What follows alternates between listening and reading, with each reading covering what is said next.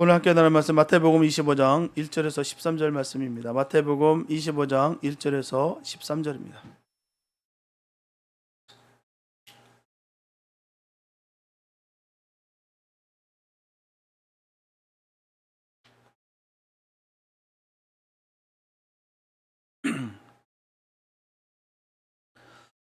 마태복음 25장 1절에서 13절 말씀입니다. 주님의 귀한 말씀 우리 한 목소리 함께 합독하시겠습니다. 시작. 그때 천국은 마치 등을 들고 신랑을 맞으러 나간 10처녀와 같다 하리니 그 중에 5은 미련하고 5은 슬기 있는지라. 미련한 자들은 등을 가지되 기름을 가지지 아니하고 슬기 있는 자들은 그릇에 기름을 담아 등과 함께 가져갔더니 신랑이 더디음으로 다 졸며 잘세. 밤중에 소리가 나되 보라 신랑이로다 맞으러 나오라 하매 이에 그 처녀들이 다 일어나 등을 준비할세. 미련한 자들이 슬기 있는 자들에게 이르되 우리 등불이 꺼져가니 너희 기름을 좀 나눠달라 하거늘 슬기 있는 자들이 대답하여 가로되 우리와 너희의 쓰기에 다 부족할까 하노니 차라리 파는 자들에게 가서 너희 쓸 것을 사라 하니 저희가 사러 간 동안에 신랑이 오므로 예비하던 자들은 함께 혼인잔치에 들어가고 문은 닫힌지라. 그 후에 남은 처녀들이 와서 가로되 주여 주여 우리에게 열어주소서. 대답하여 가로되 진실로 너에게 이르노니 내가 너희를 알지 못하노라 하였느니라. 그런즉 깨어있으라. 너희는 그날과 그 시를 알지 못하느니라. 아멘. 오늘 우리가 살고 있는 이 시대는 정말 신앙을 지키기에 너무너무 매우 힘든 때입니다. 정말 힘든 때예요. 우리 예수님께서 말씀하신 대로 오늘날은 미혹의 시대입니다. 사도 바울은 로마서 13장 11절에서 너희가 이 시기를 알거니와 자다가 깰 때가 벌써 되었으니 라고 했어요. 데살로니가전서 5장 10절에서는 예수께서 우리를 위하여 죽으사 우리로 하여금 깨든지 자든지 자기와 함께 살게 하려 하셨느니라 하였습니다. 여러분들, 그리스도의 다시 오실 시간이 속속히 이루고 있습니다. 이 세상 징조를 보니 그렇습니다. 지금 깨어 살아야 할 마지막 때인 것 같습니다. 오늘 예수님께서는 우리에게 깨어 있으라 말씀하고 계세요. 깨어 있으라. 너희는 그날과 그 시를 알지 못하느니라. 분명 주님은 이 땅에 다시 오십니다. 반드시 오십니다. 저는 오실 것을 믿습니다. 여러분들도 믿으시기 바랍니다. 그런데 그날이 언제일지, 그 시간이 아침일런지 저녁일런지 우리는 전혀 알지 못합니다. 그렇기 때문에 깨어 있어야만 하는 거예요. 만일 집주인이 도적이 어느 때 이럴 줄 알았다면 그 집을 뚫지 못하게 미리 사전에 다 대응했을 것입니다. 방비했을 거예요. 그러나 도적은 미리 선전포고하고 남의 집 담을 넘지 않습니다. 불시에 어느 순간에 생각지도 못할 때 들이닥칩니다. 이같이 주님이 이 땅에 다시 오시는 그날에도 도적같이 오리라 말씀하셨어요. 그러므로 성도는 정신을 차리고 깨어 있어야 되는 거예요. 그런데 그날이 오면 두 부류의 모습을 보게 될 것입니다. 하나는 버려둠을 당하고 하나는 데려감을 당할 것입니다. 모든 사람이 악인과 의인으로 뚜렷이 나누게 될 것이다라는 거예요. 믿는 자와 불신자가 분명히 구분되고요. 믿는 자는 영생의 축복을 얻게 될 것이고요. 믿지 않는 불신자는 멸망과 심판과 저주의 시간을 결코 피할 수 없게 될 것입니다. 우리는 예수 그리스도를 믿고 하나님 말씀대로 살아서 영생 얻는 자리에 서야 될 줄 믿습니다. 그러기 위해서는 그날이 다가올수록 항상 깨어서 준비하는 삶을 살아야 되는 거예요. 주님이 다시 이 땅에 오시는 그날이 우리에게 기쁨의 날이요 축복의 날이요 또 생명과 부활의 날이 될 수 있도록 늘 깨어있는 복 있는 성도 되시길 예수 이름 축복합니다. 다른 방법이 없어요. 늘 깨어 있어야 되는 방법밖에. 예수님께서는 우리에게 그날이 다가올수록 깨어있는 심령이 되기를 원하시면서 오늘 이 열처녀의 비유를 우리에게 들려주고 계시는 거예요. 이스라엘 사람들이 결혼하는 풍속은 우리와 약간 다릅니다. 우리나라에서는 결혼식이 있으면 당일에 손님들이 찾아와서 함께 축하해 줍니다. 하지만 유다 나라에는 결혼 전날부터 잔치가 열어지고요. 친구들을 불러다가 잔치를 베풉니다. 그리고 다음 날 결혼식 날이 되면 신랑은 자기 친구들을 데리고 신부 집으로 가서 먼저 혼례를 치르고요. 다시 신부와 신부의 들러리와 친구들을 데리고서 자기 집으로 돌아가 성대한 혼인잔치를 벌이는 그런 풍속이 있습니다.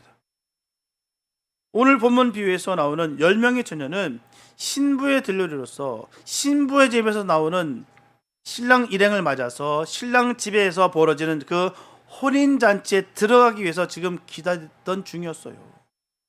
마지막 하이라이트를 장식하기 위해서 지금 대기 중에 있습니다. 이때 신랑은 보통 저녁에 오지만 늦을 때는 한밤중에 나오기도 했는데요. 신부의 들러리들은 저녁 무렵부터 등을 들고 나가서 이렇게 신랑을 기다리고 있어야 됩니다. 만일 들러리 선 처녀들 중에서 등불을 들지 못한 사람이 있다고 한다면 그 사람은 불청객 취급을 받아서 그 혼인잔치에 참여할 수가 없습니다. 아유, 깜빡하네. 좀 넣어줘서 같이 밥 먹고 좀 즐기면 되지. 아니요, 그게 룰입니다. 그게 예식이에요. 오늘 말씀 보니까 슬기로운 5처녀와 미련한 5처녀가 등장하고 있죠. 미련한 5처녀는 등만 가지고 있었고요. 그 속에는 기름이 준비되지 않았습니다. 그들은 만일 신랑이 더디우면 자신들이 가진 등불이 금세 꺼질 수밖에 없는 처지였다는 거예요. 그리고 반면에 슬기로운 5처녀는 등과 함께 기름 또한 준비되었다라는 것입니다. 이 땅에서 예수님을 믿고 교회에 출석하는 모든 사람들은 마치 결혼식장에 초청을 받은 이 10명의 들러리와 같다라는 것입니다. 저나 여러분들은 모두가 하나님의 초청을 받고 이 자리에 나온 줄로 믿으시기 바랍니다. 우리가 무슨 공로가 있거나 무슨 자격이 있어서가 아니라 정말 주님의 은혜로 하나님 앞에 예배 드릴 수 있게 됐다는 것이죠. 그래서 은혜인 거예요. 우리가 자격이 있어서 무슨 공로가 있어서 만약에 예배 드릴 수 있다고 한다면 우리는 드릴 수 있는 사람이 없습니다.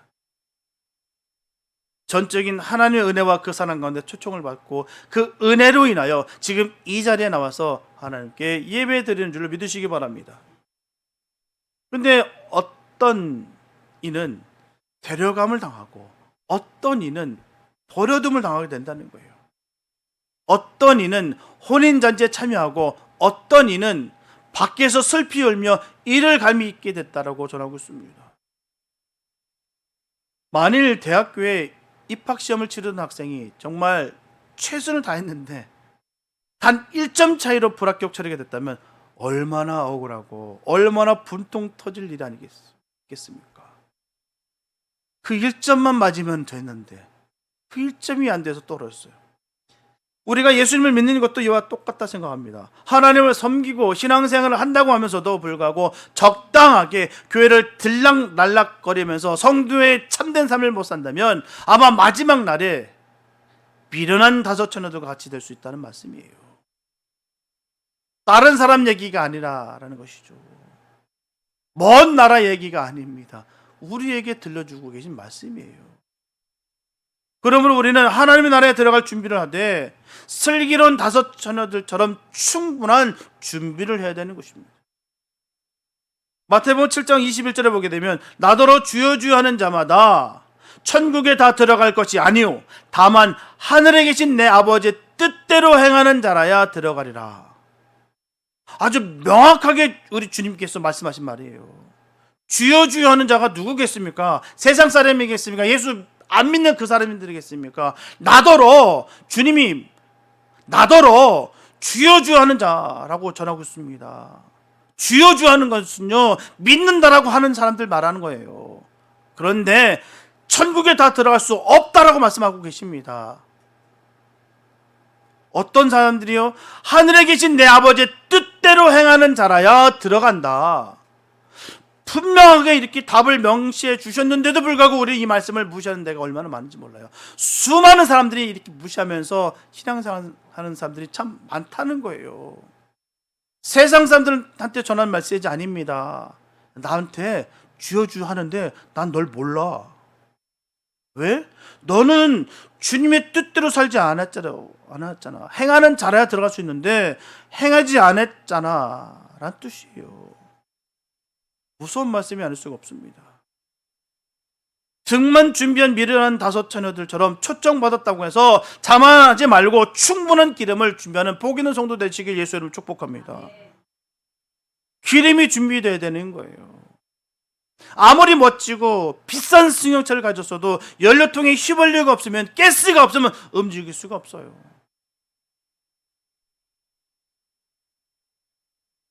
교회에 얼마나 오래 다녔느냐가 문제가 아닙니다. 무슨 직분을 맡았느냐가 중요한 것이 아니에요. 그걸로 천국 가는 거 아닙니다. 교회 마당만 밟고 가신 분들이 얼마나 많은데요.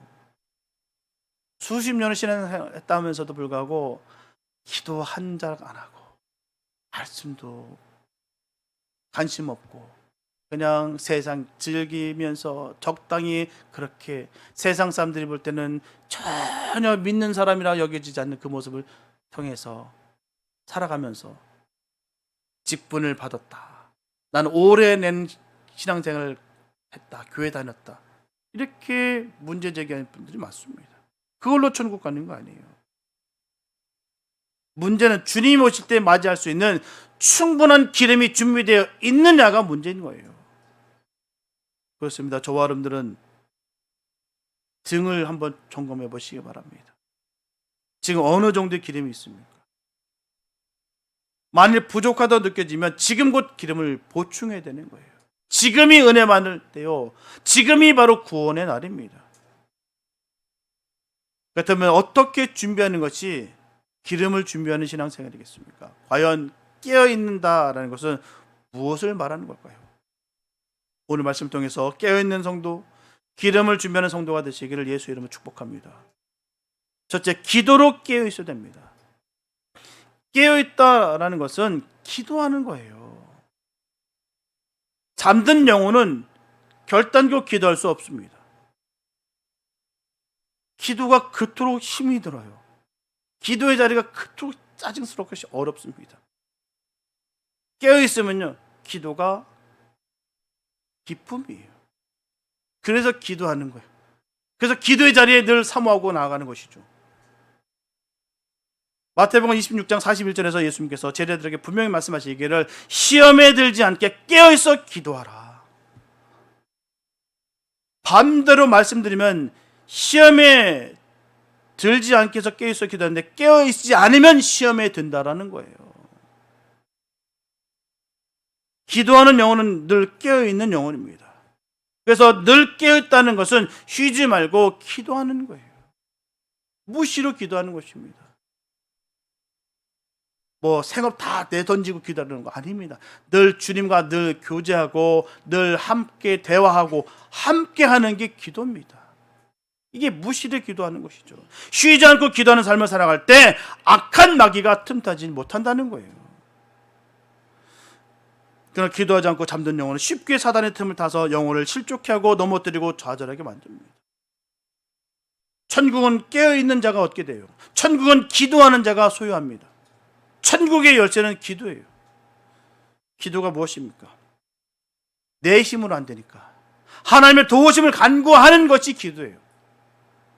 하나님 도와주세요. 저는 도저히 할 수 없습니다. 제 힘으로는 역부족입니다. 그러니 하나님 제발 도와주셔야만 합니다. 이게 기도예요.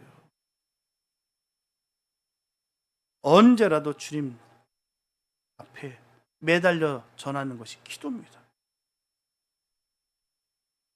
그 하나님의 은혜와 사랑을 간구하는 것이 기도라는 것이죠.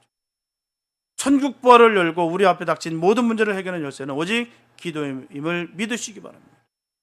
기도 외에는 이런 하나님 능력이 나갈 수가 없어요. 또 기도는 등잔에 있는 불꽃을 총명하게 밝히는 기름과 같습니다. 기름이 없어지면 그 심지의 불꽃은 타는 듯 하다가 다 곧 꺼지고 말 거예요. 사라져 버립니다. 다 없어져 버려요. 이처럼 기도가 없으면 이웃에게 선한 본을 보일 수 없고요. 덕을 끼칠 수도 없고 이 땅에서 빛과 소금의 역할을 도저히 감당할 수도 없다는 것입니다. 우리가 기도할 때 하나님의 선하신 뜻을 이 땅에서도 나타내며 어두운 세상을 환히 비추는 작은 불꽃이 되어서 살아가게 되는 거예요. 기도는 영혼의 호흡과도 같습니다. 숨을 쉬는 자가 살아있듯이 기도하는 영혼, 많이 깨어있는 영혼이에요. 우리가 일반적으로 신앙생활을 한다지만 기도 한마디 안 해요. 기도 3번은 하죠. 또 밥 먹을 땐 하니까. 그래서 나는 기도는 매일 해요. 밥 먹을 때. 이거는 아닙니다. 밥 먹을 때만 기도하는 그런 신자 되지 않기를 바랍니다. 늘 때에 맞춰 시간을 내서 기도할 수 있는 시간을 내시기 바랍니다. 어찌 내가 밥 먹을 때만 기도할 수 있는 그런 믿음 생활을 하느냐 말하는 것이죠. 감사할 것 조건이 얼마나 많고 주 안에서 정말 기쁨을 누릴 수 있는 게 얼마나 많은데 근고하지 않고 늘 밥 3끼 주시는 것에 감사할 수 있는 그런 소박한 신앙 마시고요. 내가 이 땅 가운데 살아가는 것에 하나님 날 기억하시고 날 건져내시고 자녀 삼아주시고 이렇게 인도하시고 운행하시니 감사합니다 하고 할 수 있는 그 기도 시간이 우리에 있기를 바랍니다. 바쁘니까요. 시간이 없으니까요. 누누이 말씀드리지 않습니까? 백수가 과로사로 죽는다고요. 백수인데도 불구하고 왜 이렇게 바쁜지 몰라요. 그죠? 그래서 기도할 시간이 없어요. 아닙니다. 시간을 만들어서 내는 게 아니라 시간을 내야 되는 거예요. 시간 날 때 기도하는 게 아니라 시간을 만들어야 되고 그 시간을 내가 정해서 해야 되는 거예요. 아니면 절대로 기도 못합니다. 어느 누구도 안 돼요. 그래서 깨어 있어서 기도하는 것입니다. 깨어 있는 자만이 기도할 수 있는 거예요. 왜 이렇게 미련하게 신앙생활에 적당히 해. 왜 그 기도까지 하면서 해? 그냥 편안하게 남들처럼 해. 라는 수많은 미혹의 소리가 있습니다. 아니요. 깨어있는 자들이 기도하게 되어 있다는 것이죠. 어느 순간에 내가 죽어 있으니 기도할 마음도 없고 기도하고 싶은 마음도 없고 기도할 힘도 능력도 없다라는 것이죠. 그냥 숨만 쉬고 살아가는 거예요. 미련한 5처녀는 평소에 기도하지 않는 사람들입니다. 그러나 우리 예수님은 평소에 습관을 좇아 산에 올라가 기도하셨어요. 우리도 언제나 어디서나 예수님처럼 기도하는 습관을 가져야 될 줄 믿습니다. 그리할 때 지혜로운 5처녀처럼 등에 기름을 준비하여 깨어있는 자가 되는 거예요. 주님이 언제 오실지 우리는 알 수가 없습니다. 그러므로 늘 깨어있어야 되는 것입니다. 기도로 깨어있어서 주님 오시는 그날의 기쁨으로 주님을 맞이하는 복 있는 성도 되시길 예수의 이름으로 축복합니다. 둘째, 말씀으로 깨어있어야 됩니다. 미련한 5처녀는 등은 가졌지만 기름은 준비하지 못했어요. 그러나 슬기로운 5처녀는 등과 함께 기름을 준비했습니다. 등은 예수님을 구세주로 깨닫고 마음으로 믿는 것을 말하는 거예요. 그리고 기름은 예수 그리스도가 말씀인 것을 알고 모든 현실에서 하나님의 말씀대로 사는 것을 말합니다. 그렇다면 이렇게 반문할지 몰라요. 믿음만 가지고는 구원 얻지 못하는 것이 아니냐. 그러나 이러한 해석은 성경을 오해한다는 것이죠. 성경 분명 누구든지 저를 믿는 자마다 멸망치 않고 영생을 얻는다라고 말씀하고 있어요. 누구든지예요. 근데요, 저를 믿는 자, 바로 예수를 믿는 자마다 멸망치 않고 영생을 얻는다는 것이죠. 예수를 믿어야, 예수를 믿음으로 구원받는 거예요. 그러나 믿음과 행함을 따로따로 떼어서 분려해 보지는 않습니다. 하나로 봅니다. 야고보서 2장 26절에 보게 되면 영혼 없는 몸이 죽은 것 같이 행함이 없는 믿음은 죽은 것이니라 분명히 말씀하고 있는 것이죠. 믿음이 있는데 산 믿음, 죽은 믿음이 따로 있다는 거예요. 어떻게요? 영혼이 없는 몸이 죽은 것 같이 행함이 없는 믿음은 죽은 것이라는 것이죠. 반면에 행함이 있는 믿음은 산 믿음입니다. 산 거예요. 만일 사람이 믿음이 있노라고 행함이 없다면 무슨 유익이 있겠습니까? 행함이 없는 믿음은 진정한 믿음이 아니에요. 말은 청산유수인데 삶의 모습 속에서 예수 믿는 삶의 모습이 하나도 보이지 않아요. 증거가 없습니다. 그게 어찌 믿는다라고 얘기할 수 있겠습니까? 종교인입니다. 종교인과 하나님의 사람은 달라요. 우리가 자꾸 보호색을 띠고 있기 때문에 우리가 스스로 착각할 수 있으나 종교인과 하나님의 자녀는 다릅니다. 행함이 없는 믿음은 진정한 믿음이 아니에요. 마치 마차를 굴러가게 하는 두 수레바퀴처럼 믿음과 행함은 서로 뗄 수 없는 불가문의 관계입니다. 믿음의 증거는 자연스레 행함으로 나타나야 되는 거예요. 자연스럽게 섬기고 나눔이 억지로가 아니라 남들에게 보이기 위해서 포장하기 위해서 하기 위해서 아니라 그게 바로 외식인 것이죠.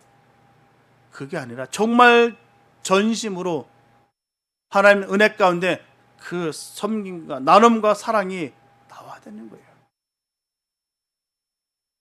정결함이, 정의로움이, 공의로움이 나타나는 것이죠. 성경적인 많은 지식은 내가 알고 있으나 삶은 전혀 늘 거짓됨과 음란하고 수많은 죄의 굴레에 갇혀있는 모습을 하면서 난 믿음의 사람이들이다, 난 믿는 사람이다, 난 교회 다닌다, 이걸로다가 다 되는 것이 아닙니다. 분명히 성경 전하고 있어요. 죽은 믿음과 산 믿음이 따로 있다는 것. 슬기로운 다섯 처녀는 행하는 자였어요. 즉 말씀을 듣고 그 말씀을 지켜 순종하던 자였습니다. 마태복음 7장 24절 25절에 보면 그러므로 누구든지 나의 이 말을 듣고 행하는 자는 그 집을 반석 위에 지은 지혜로운 사람 같으리니 비가 내리고 창수가 나고 바람이 불어 그 집에 부딪히되 무너지지 아니하나니 이는 주초를 반석 위에 놓은 연고라. 말씀을 듣고 그 말씀을 지켜 행하는 자가 지혜로운 자요 슬기로운 자입니다. 깨어있다는 것은 말씀을 듣고 지켜 순종하는 것이에요. 형식이 있으면 자연의 내용도 있다고 생각해서는 안 됩니다. 이 말은 절대로 형식을 부정하는 것은 아닙니다. 형식 중요해요. 형식 없는 내용이 있을 수가 없습니다. 그릇이 없이 기름을 담을 수가 없어요. 기름을 담기 위해서는 반드시 그릇이 필요합니다. 중요합니다. 그릇 중요해요. 형식 중요합니다. 내용이 없는 형식은 설 자리가 없다는 사실을 우리는 기억해야 된다는 것이죠. 중요한 것은 겉보다는 속입니다. 내용이 중요한 거예요. 분명히 겉도 중요했으나 그 내용이 중요하다는 것이죠. 여러분들은 우리의 신앙이 얼마나 진지한 내용을 담고 있습니까? 이것을 객관적으로 시험할 수 있는 가장 좋은 방법은요, 우리 삶 속에서 위기가 찾아왔을 때 그 위기에 어떻게 반응하는지를 보면 그대로 알 수가 있습니다. 어떤 사람은 평탄하게 별 어려움이 없이 지낼 때는 그것을 모르고 살다가 막상 어려움이 찾아오면 불평하고 의심하고 원망하고 낙심하고 짜증내고 신앙이란 다 그렇고 그런 거야, 그렇게 말합니다. 신앙이 형식만 있었지 그 내용이 없는 사람이에요.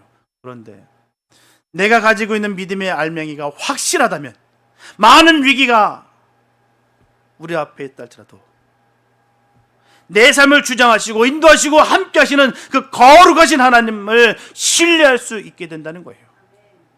그게 바로 믿음의 알맹이가 확실하다는 증거입니다. 믿음의 증거가 있다라는 것이죠. 어려운 일을 당할수록 하나님을 더욱더 의지하는 복이 있는 성도 되시기 바랍니다. 이런 사람은 인생의 가장 커다란 위기가 닥쳤을 때, 다시 말하면 마지막 날 하나님 앞에 서게 되는 그날에 주님 앞에서 그가 가지고 있는 그 믿음의 알맹이를 내보일 수 있을 것입니다. 우리는 기름을 준비하지 못하고 형식적으로만 참여하고 있는 어리석은 다섯 처녀처럼 그냥 형식에만 집착하고 있지는 않습니까? 한번 돌이켜 보시기 바랍니다. 우리가 주일마다 예배 참석한다는 사실 때문에 하나님께서 우리를 그리스도인이라고 하나님의 자녀라고 부르시지 않는다는 사실을 꼭 기억하시기 바랍니다. 예배만 참석했다고 하나님의 자녀라고 부르시는 거 아니에요. 중요한 것은 우리 속에 있는 그 신앙의 내용입니다. 내용 없는 형식은 아무런 의미가 없어요. 그렇다면 그 내용, 그 알맹이는 무엇일까요? 그것은 말씀을 듣고 지켜 행하는 것입니다. 지켜 행하는 것, 바로 순종하는 거예요. 미련한 다섯 처녀는 믿음이 있다고 자만했지만 행함이 없던 자였습니다. 외모만 그럴듯하게 등잔만 가지고 있었던 자였다는 거예요. 그 속에 기름이 없었어요. 그러나 주님은 우리에게 행함이 있는 믿음을 보이라고 말씀하고 계십니다. 순종하는 믿음을 보이라고 하십니다. 진정으로 깨어있는 자는 하나님의 말씀을 듣고 그 말씀을 지켜 순종하는 사람이에요. 그냥 귀에만 알고 머리에만 가득 저장되어 있는 삶이 아니라 삶을 통해서 그 말씀을 순종하는 삶. 이게 진정 행함이 있는 믿음이라는 거예요. 아는 것만 청산유수 안 됩니다. 슬기로운 다섯 처녀는 하나님 말씀 들었고요. 그 말씀을 지켜 순종함으로 깨어 있었던 사람들이었습니다. 주님께서는 우리에게 너희는 세상의 빛이라 말씀하시고 이 빛을 사람 앞에서 비출하십니다. 바라기는 여러분들이 하나님의 말씀을 듣고 지켜 행하는 자가 되어서 어두운 세상을 환히 비추는 슬기로운 다섯 처녀처럼 등과 함께 기름을 복되게 예배하는 깨어있는 성도들 되시길 예수의 이름 축복합니다. 셋째, 소망 중에 깨어 있어야 됩니다. 천국은 깨어있는 자가 얻게 돼요. 이 말씀은 천국에 들어가는 자는 천국의 소망을 두고 살아야 한다는 말씀입니다. 천국의 소망을 두고 사는 사람은 현실에 안주하지 아니하고 내일을 바라보면서 사는 사람을 말하는 거예요. 미련한 다섯 처녀들은 현실에만 안주했지 내일을 생각지 않고 살았습니다. 그래서 등에 기름을 준비하지 않았어요. 그러나 슬기로운 다섯 처녀는 분명한 소망을 간직하고 내일을 준비하며 살던 사람들이었다는 것이죠. 그래서 등에 기름을 준비하여서 언제 들이닥칠지 모르는 그 신랑을 맞을 준비를 계속했어요. 오늘 본문 10절에 보면 저희가 살아간 동안에 신랑이 오므로 예배하던 자들은 함께 혼인잔치에 들어가고 문은 닫힌지라. 혼인잔치는 문이 닫히기 전에 들어가야 돼요. 문은 바로 예수 그리스도를 가리킵니다. 요한복음 10장 9절에 보면 내가 문이니 누구든지 나로 말미암아 들어가면 구원을 얻고 또는 들어가며 나오며 꼴을 얻으리라. 이 땅에서는 누구에게나 구원의 소망이 있습니다. 그러나 언제까지나 구원의 문이 활짝 열려 있는 것이 아니에요. 언젠가는 아주 닫혀버릴 때가 옵니다. 그날은 멀리 있는 것이 아니에요. 곧 가까이 우리 앞에 반드시 다가올 것입니다. 미련한 다섯 처녀들은 그때 가서 비로소 소리쳤어요. 주여 주여 우리에게 열어주소서. 아주 절박하고 아주 다급한 목소리로 호소하듯이 외쳐댔습니다. 주여 주여 우리에게 열어주소서. 주님의 음성은 단호하게 거절하셨어요. 내가 너희를 알지 못하리라. 내가 너를 도무지 알 수 없다. 문이 닫힌 후에는 이미 때가 늦습니다. 일체 동정의 말씀을 기다릴 수가 없어요. 한 번 닫힌 구원의 문은 다시 열리지 않습니다. 주님은 지금 오라 부르십니다. 예수님이 재림하신 그날에는 더 이상 오라고 부르시지 않거니와 오고 싶어도 올 수 없게 됩니다. 그렇기 때문에 우리가 살아가는 지금이 은혜 받을 만한 때요. 지금이 구원의 날입니다. 기름 준비하는 기회는 항상 열려 있는 것이 아니에요. 바로 지금이에요. 내일로 미뤄서는 결코 안 됩니다. 우리는 문이 닫히는 그날과 그 시를 알 수 없기 때문에 지금 준비하고 지금 깨어 있어야 되는 거예요. 바라기는 예수님을 나의 구세주로 영접하고 나의 소망을 이 땅에 두고 사는 것이 아니라 영원한 천국의 소망을 두고 언제나 말씀의 안에 깨어있는 복 있는 성도 되시기 예수 이름 축복합니다. 신앙생활은 누구도 대신해 줄 수가 없어요. 절대로 대신해 줄 수 없는 것입니다. 여러분 자신이 하나님 만나셨습니까? 자신이 거듭난 경험이 있으신가요? 자신이 예수 그리스도 앞에 무릎을 꿇고 진정으로 예수님을 나의 구세주로 나의 하나님으로 고백한 적이 있으신가요? 신앙의 삶은 누구도 대신해 줄 수 없어요. 철저하게 주님이 나의 구세주가 되어야 돼요. 철저하게 나의 주님이 나의 하나님이 되셔야 됩니다. 남이 할 수 있는 것이 아니에요. 내 엄마가 정말 기도 많이 하니까, 내 부인이 정말 기도 많이 하고 열심히 하니까, 내 남편이 정말 최선을 다해서 주의 일들 하니까, 내 자녀들이 지금도 열심히 기도하니까 나는 어부지리로 그럴 일 절대 없습니다. 성경은 절대 그 말 한 적이 없어요. 내가 구원을 받아야 되고 내가 주님 만나야 되는 거예요. 누구도 대신해 줄 수 없습니다. 또한 기회는 언제나 찾아오는 것이 아니에요. 잃어버린 기회는 다시 돌아오지 않습니다. 혼인 잔치집 문이 언제 닫힐지 몰라. 한 번 닫히면 다시 열 수가 없습니다.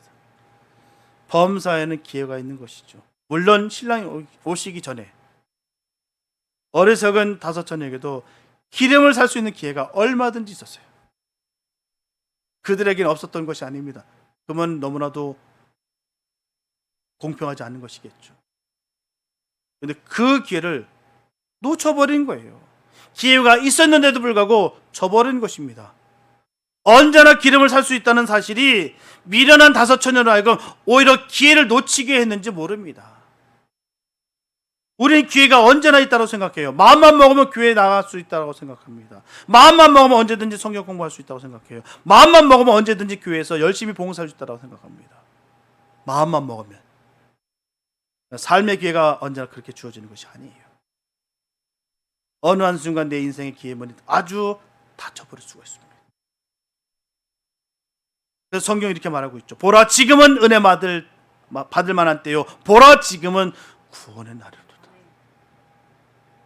지금이 바로 그때입니다. 지금이 바로 하나님의 영광스러운 구원에 참여할 때예요. 믿으시기 바랍니다. 지금 예수 그리스도를 나의 주 나의 하나님 믿고 이 믿음을 가지고 소망 중에 살아가는 복 있는 성도 되시기 예수 이름 축복합니다. 하늘의 소망을 두고 살아가는 성도는 어떤 역경과 환경이 닥친다 할지라도 결코 좌절하나 낙심하지 않습니다. 소망은 잠든 영혼을 깨우고요, 절망의 늪에 빠져서 허덕이는 그 영혼들에게 새로운 활력과 구원을 얻게 되는 거예요. 하늘의 소망 간직하고 소망 중에 깨어있는 성도 되시기를 예수님의 이름으로 축복합니다. 사랑하는 여러분, 주님은 우리에게 깨어있으라 말씀하십니다. 왜 우리를 항상 깨어있어야 할까요? 그 이유는 생각지 않은 날, 알지 못하는 시간에 주님 오시기 때문이에요. 난 젊으니까, 난 건강하니까, 아직은 내가 버틸만 하니까 그런 생각 버리시기 바랍니다. 알 수 없어요. 도적은 예고하고 찾아오는 법이 없습니다.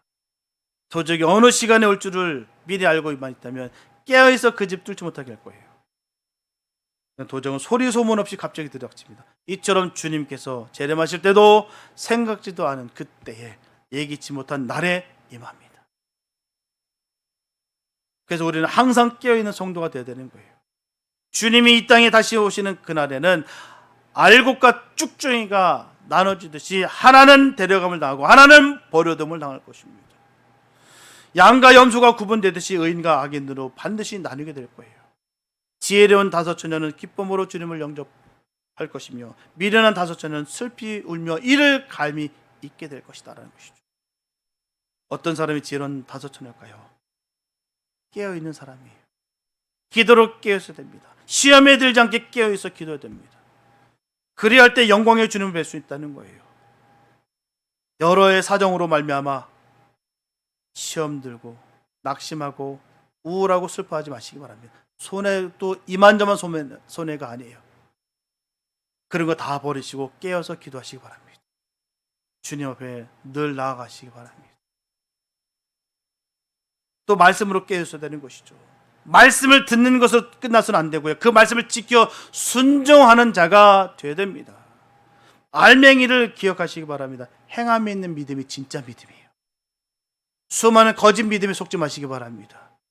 그 사람의 연륜과 그 사람의 공적으로 속지 마시기 바랍니다. 그 사람이 정말 말씀을 행하고 순종하는가 보시기 바랍니다. 그게 믿음의 증거예요. 아무리 세상 말로, 아니 내 입으로 떠들어봐야 소용없습니다. 삶을 통해서 정말 예수님의 사랑이 비치는지, 감당하고 있는지 그 모습을 보고서 우리는 증거 삼는 거예요. 행함이 있는 믿음이 진짜 믿음이다. 아는 것으로 멈추지 말라고 분명히 성경은 전하고 있어요.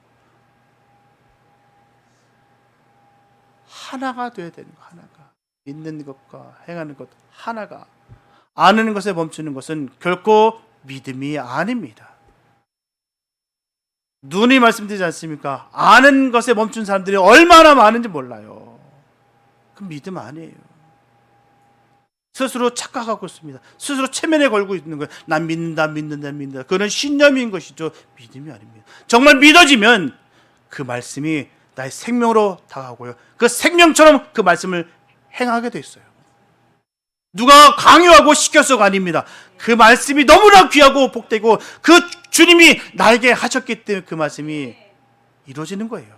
나를 통해서 그 말씀이 이루어지게 하여 주시옵소서. 그게 바로 하나님의 나라가 임하는 것입니다.